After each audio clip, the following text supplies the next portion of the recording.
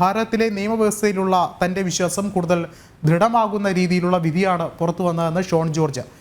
SFIOയുടെ അന്വേഷണത്തെ അട്ടിമറിക്കാൻ കോടതി അനുവദിച്ചില്ല. മുഖ്യമന്ത്രിയുടെ മകൾ എന്ന പേരിൽ വീണ വിജയൻ അധികാര ദുർവിനിയോഗം നടത്തിയെന്നും അദ്ദേഹം പറഞ്ഞു. അതേസമയം KSIDCയുടെ പങ്കിനെക്കുറിച്ചുള്ള കൂടുതൽ രേഖകൾ SFIOയ്ക്കും കോർപ്പറേഷൻ അഫയേഴ്സ് മന്ത്രാലയത്തിനും ഇന്ന് കൈമാറിയിട്ടുണ്ടെന്നും അദ്ദേഹം കൂട്ടിച്ചേർത്തു. തിങ്കളാഴ്ച അത് മാധ്യമങ്ങൾക്ക് മുന്നിൽ ഹാജരാക്കുമെന്നും ഷോൺ ജോർജ് ജനം TVയോട് പ്രതികരിച്ചു.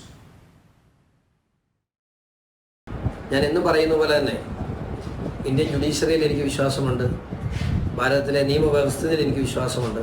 ആ വിശ്വാസം ഊട്ടിയുറപ്പിക്കുന്ന വിധിയാണ് ഉണ്ടായിട്ടുള്ളത്. അന്വേഷണത്തെ അതിൻ്റെ പ്രാഥമിക ഘട്ടത്തിൽ തന്നെ തടസ്സപ്പെടുത്താൻ ശ്രമിച്ചവർക്കെതിരെയുള്ള തിരിച്ചടിയാണിത്. ഇവിടെ KSIDC കേരള ഹൈക്കോടതിയിൽ സമർപ്പിച്ച അതേ ഹർജി പേരുമാറ്റി അതേപടിയാണ് കർണാടകയിൽ കൊണ്ട് സമർപ്പിച്ചത്. ഇവിടെ എല്ലായിടത്തും പറയുന്ന പോലെ തന്നെ രാഷ്ട്രീയ ഇടപെടലൊന്നും ആരോപിക്കാൻ കഴിയില്ല. കാരണം ഈ കേസിൽ വീണ വിജയനും SFIOയും കോടതിയും മാത്രമേ ഇൻവോൾവ് അല്ലൂ. ഞങ്ങളാരും കർണാടക കോടതിയിൽ പരാതിക്കാരായോ അല്ലാതെ ഇല്ല. അതുകൊണ്ട് തന്നെ കോടതിയുടെ വിധി അങ്ങേയറ്റം സന്തോഷകരമാണ്. ഇത് നീതിയിലേക്ക് അന്വേഷണ ഏജൻസി അല്ലെങ്കിൽ കുറ്റകൃത്യങ്ങൾ തെളിയിക്കുന്നതിൽ അന്വേഷണ ഏജൻസിക്ക് കൂടുതൽ ഊർജം നൽകുന്ന വിധിയാണ്.